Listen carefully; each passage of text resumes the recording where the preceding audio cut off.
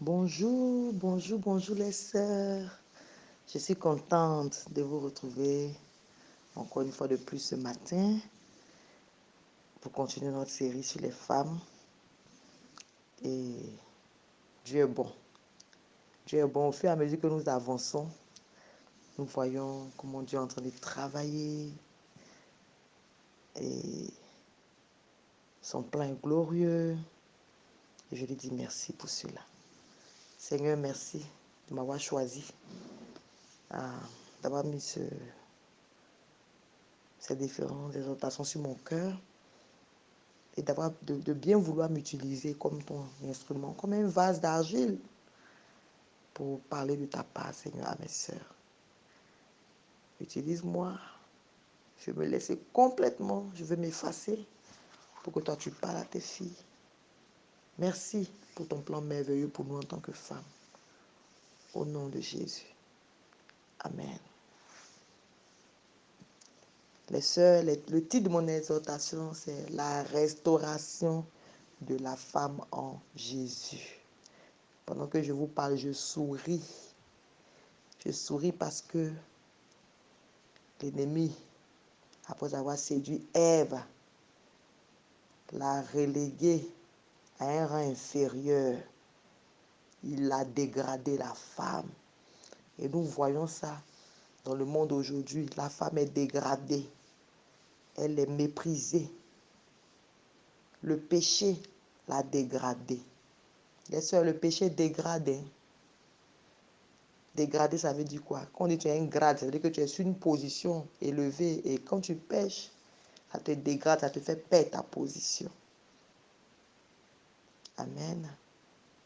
Mais Dieu n'a pas laissé les choses comme ça. Oh, Dieu est bon, les sœurs. Et déjà, on va aller en Genèse. J'aime toujours commencer par Genèse. Oh, merci Seigneur pour le livre de Genèse qui est extraordinaire. Genèse 3.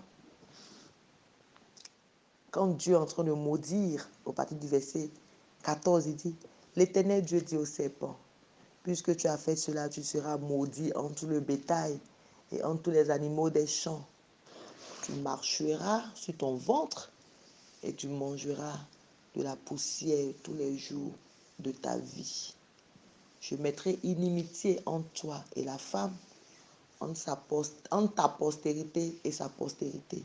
Celle-ci t'écrasera la tête et tu lui blesseras le talon. On va s'arrêter là. Mais Dieu vient de m'ouvrir les yeux sur quelque chose que je veux libérer maintenant. Il dit au serpent, tu marcheras sur ton ventre et tu mangeras de la poussière tous les jours de ta vie. Les sœurs, je viens vous dire une vérité. N'ayons pas peur de Satan. Soyons éveillés face au péché, mais n'ayons pas peur de Satan. Vous savez pourquoi, les sœurs? Dieu a dit qu'il va manger la poussière tous les jours de sa vie. En français, il y a une expression où on dit, je vais te faire mordre la poussière. Ça veut dire que je vais t'infliger une défaite. Je vais prendre l'ascendant sur toi. Faire mordre la poussière à quelqu'un, c'est le dominer. Vous voyez les sœurs. Par ta position en Christ, tu domines Satan. Luc 10, 19 dit, voici, je vous ai donné le pouvoir sur les serpents et sur les scorpions et sur toute la puissance de l'ennemi et rien ne pourra vous nuire. Voilà ce que la parole de Dieu dit. En Colossiens 2, à partir du verset 11 jusqu'à 14, la Bible dit que, je vais lire ça,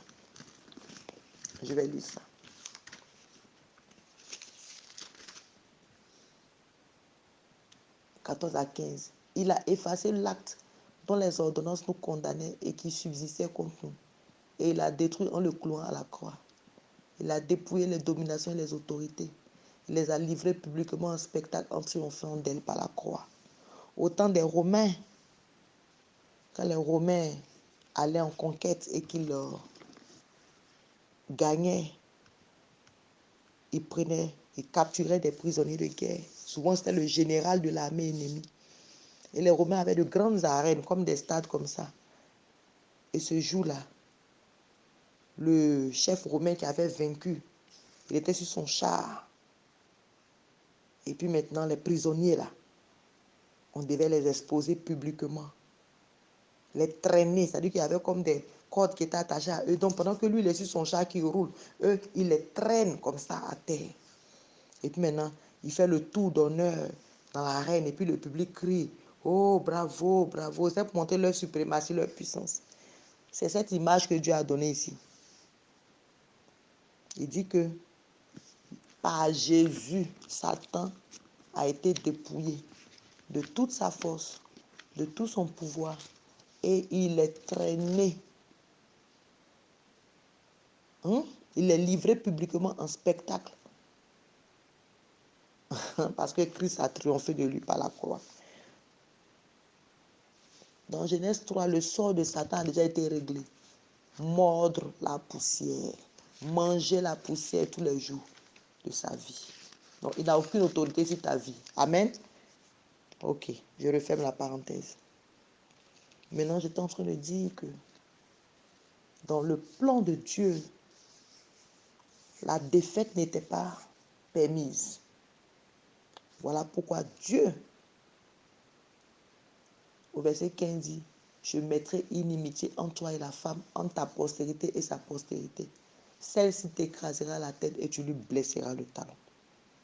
Donc déjà, nous voyons que dans le plan de Dieu, les enfants de Ève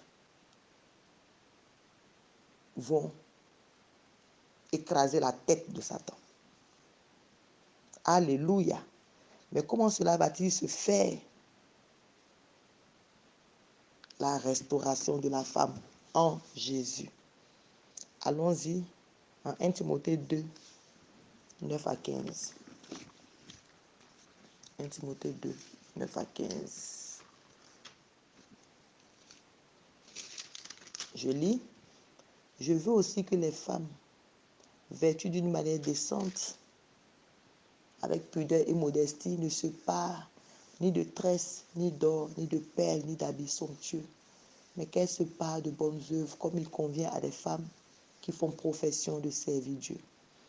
Que la femme écoute l'instruction en silence avec une entière soumission. Je ne permets pas à la femme d'enseigner ni de prendre de l'autorité sur l'homme, mais elle doit demeurer dans le silence. Car Adam a été formé le premier, Ève ensuite. Et ce n'est pas Adam qui a été séduit, c'est la femme qui, séduite, s'est rendue coupable de transgression.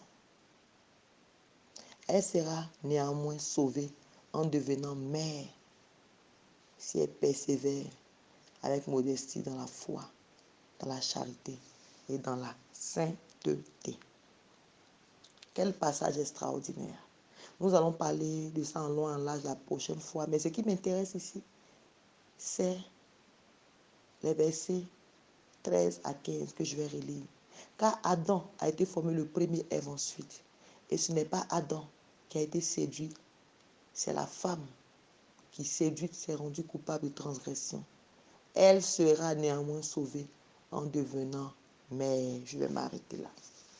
Comment le plan de restauration de la femme va-t-il prendre place en Jésus? À travers une femme. Regardez la sagesse de Dieu, les sœurs. C'est elle-même qui a gâté là.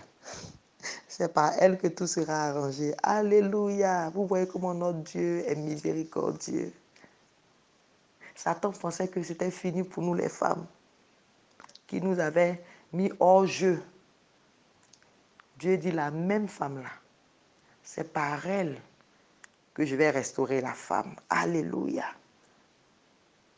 Allons en Luc 1, verset 26. Retenons, il dit, elle sera néanmoins sauvée en devenant mère. Pendant longtemps, je n'ai pas compris cette écriture jusqu'à ce que le Saint-Esprit me la révèle. Est-ce qu'il est en train de dire que c'est quand la femme accouche qu'elle devient, donc qu'elle devient mère, c'est là qu'elle est sauvée? Est-ce que parce que tu as accouché 1, 2, 3 enfants, c'est parce que tu as accouché ces enfants que tu es sauvé? Est-ce que c'est ce que la Bible est en train de dire? Dans ce cas-là, pour les sœurs qui n'ont jamais accouché, ou bien qui ne vont jamais accoucher, qui ne seront pas mères de manière, je vais dire physique, elles ne seront pas sauvées. Est-ce que c'est ce qu'il est en train de dire? Non, les sœurs. Allons en Luc 1, à partir du verset 26. Au 6e mois, l'ange Gabriel fut envoyé par Dieu dans une ville de Galilée appelée Nazareth, auprès d'une vierge fiancée à un homme de la maison de David nommé Joseph. Le nom de la vierge était Marie. L'ange entra chez elle et dit, « Je te salue, toi à qui une grâce a été faite, le Seigneur est avec toi. » Troublée par cette parole, Marie se demandait ce que pouvait signifier une telle salutation. L'ange lui dit, « Ne crains point Marie, car tu as trouvé grâce devant Dieu. Et voici, tu deviendras enceinte et tu enfanteras un fils et tu lui donneras le nom de Jésus. Il sera grand et sera appelé fils du Très-Haut. Et le Seigneur Dieu lui donnera le trône de David, son père. Il régnera sur la maison de Jacob éternellement et son règne n'aura point de fin. » Amen les sœurs. Voilà Marie, jeune vierge, femme aux vertus incroyables, choisie par Dieu pour porter le Sauveur, Jésus. La mission de Jésus est dans le nom de Jésus. Jésus en juif, c'est Yeshua. Yeshua veut dire Dieu sauve. Donc, dans le jardin d'Éden, la femme a péché. Elle a chuté. On a vu ça la dernière fois. Et le plan de Dieu a été complètement détruit. Le premier plan a été détruit. Mais ici, nous voyons que, à cause du fait que un mari est devenu mère de Jésus, Dieu a changé complètement le plan, notre histoire. La femme par qui le mal est passé n'est plus la même femme que nous retrouvons ici. Cette fois-ci, la femme trouve son salut dans le fait que une femme comme elle a porté celui qui donne le salut. Je vais répéter. La femme trouve son salut dans le fait que celui qu'elle a porté en elle, c'est celui-là même qui va lui donner le salut. Et cette fois-ci encore, Dieu a qualifié la femme pour porter le Sauveur. Et on va voir en Luc 1, le cantique de Zacharie, à partir du verset 67. Zacharie, son père, fut rempli du Saint-Esprit. Zacharie, c'est le papa de Jean-Baptiste. Et il prophétisa en ces termes, en ces mots. Béni soit le Seigneur, le Dieu d'Israël, de ce qu'il a visité et racheté son peuple et nous a suscité un puissant sauveur dans la maison de David, son serviteur. Les sœurs, voilà notre privilège. La restauration de la femme en Jésus. Et qui dit restauration de la femme, dit restauration de l'homme. Qui dit restauration de l'homme, dit restauration de la famille. Qui dit restauration de la famille, dit restauration de la société et des valeurs de la société. Amen, ma sœur. Voilà la mission que Marie a remplie en tant que femme. Elle-même, Marie, a été sauvée parce qu'elle est devenue la mère du Sauveur. Et grâce à elle, grâce au fait qu'elle a été fidèle au plan de Dieu, aujourd'hui nous sommes sauvés les sœurs. Acclamons Dieu, mes sœurs, pour cela. Acclamons Dieu pour son plan merveilleux. Dieu, les sœurs, nous avons une place de choix dans le cœur de Dieu. Il nous aime tellement. Il veut faire des choses avec nous. Ce qui était mort en toi, ce qui était mort dans ta famille, ce qui était mort dans ton couple, comme ce fut le cas pour Ève, ma sœur, ça peut renaître. Ça peut renaître à condition que tu deviennes mère. Nous n'allons pas porter Jésus comme Marie, mais nous allons porter les projets de Dieu. Nous allons laisser la parole de Dieu nous féconder chaque jour. Et quand une femme est fécondée, elle porte comme une grossesse. Et quand on est enceinte, on doit accoucher. Les sœurs, il y a beaucoup d'enfants dans notre ventre spirituel. Il y a beaucoup de projets de Dieu dans notre ventre spirituel. Il y a beaucoup de grandes choses pour ce monde, pour l'Église du Seigneur, dans notre ventre spirituel. La servante Agnès Kofi nous a largement parlé de la semence, qui est la parole de Dieu. Et quand cette semence trouve un bon cœur, un cœur fertile, elle pousse. Et quand elle pousse, elle produit des fruits. Femme, que tu sois mariée, que tu sois célibataire, que tu aies eu des enfants dans ta vie, que tu n'aies pas eu d'enfants dans ta vie, à travers Jésus qui vit en toi par son esprit, tu as la possibilité d'enfanter, d'être mère pour la gloire de Dieu. Et je ne vous parle pas des choses physiques. Les sœurs, c'est dans le monde. C'est les êtres humains qui disent une vraie femme, c'est une femme qui a accouché des enfants. Oh, Dieu ne pense pas comme ça. Dieu ne pense pas comme ça parce que Dieu ne nous voit plus du tout d'un point de vue charnel. Ici, je suis en train de parler des choses de l'esprit. Des choses de l'esprit. Quelles sont les choses que Dieu, auxquelles Dieu est en train de donner naissance à travers ta vie? Est-ce que Dieu te féconde? Est-ce que dans ton union avec Dieu, est-ce que tu es fertile? Il te féconde. Est-ce que tu es en train d'accoucher? Est-ce que tu es en train de donner naissance à de nouvelles idées, de nouvelles façons de faire? Parce que c'est de ça qu'il s'agit. C'est ça le rôle de la femme en fait. Dieu te féconde.